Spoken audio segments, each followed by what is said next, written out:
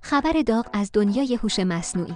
شرکت متا، یعنی همون کمپانی معروفی که صاحب فیسبوک، واتساپ و اینستاگرامه، رسما اعلام کرده که نسل بعدی مدل‌های هوش مصنوعی خودش به اسم لامه 4 به زودی منتشر میشه. اما نکته هیجان انگیز ماجرا اینه که این مدل قرار مستقیما وارد اپلیکیشن هایی مثل واتساپ، اینستاگرام دایرکت و فیسبوک مسنجر بشه.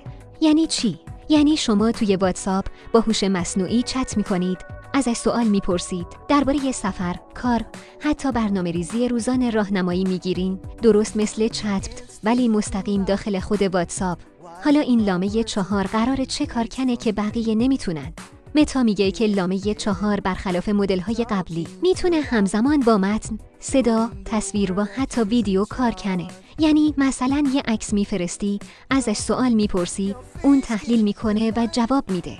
یا حتی یه ویدیو رو خلاصه میکنه یا محتوای صوتی رو به متن تبدیل میکنه. به این نوع مدل ها میگن مولتی مدیا مدل یا مولتی مودال AI که در واقع آینده هوش مصنوعیه. جالبتر اینجاست که هوش مصنوعی متا با اسم میت AI در حال حاضر توی آمریکا و چند کشور دیگه فعال شده و قرار خیلی زود گسترش پیدا کنه. پس شاید ما هم تا چند ماه دیگه بتونیم توی ایران هم ازش استفاده کنیم. ایده متا اینه که کاربران بتونن بدون نیاز به نصب اپ جدا هوش مصنوعی رو داخل اپ هایی که همیشه باهاشون کار دارن تجربه کنن. این یعنی یه تحول بزرگ توی دنیای پیام رسان. متا همچنین برنامه‌دار نسخه موبایل و دسکتاپ مخصوص این هوش مصنوعی رو هم راه اندازی کنه، مثل کاری که اوپن AI با چت GPT انجام داد. اما آیا این هوش مصنوعی میتونه با قولهایی مثل چت GPT یا جیمنای گوگل رقابت کنه؟ تا الان اطلاعات زیادی درباره قدرت دقیق لامه 4 منتشر نشده، ولی گفته میشه که قرار قدرت پردازش بالا، سرعت پاسخدهی سریعتر و قابلیت‌های گسترده‌تر داشته باشه.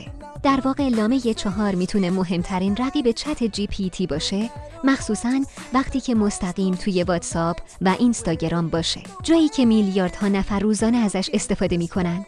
به نظرت این مدل میتونه از چت GPT جلو بزنه؟ آیا حاضرین به یه هوش مصنوعی پیام بدین و راهنمایی بگیرین درست مثل یه دوست؟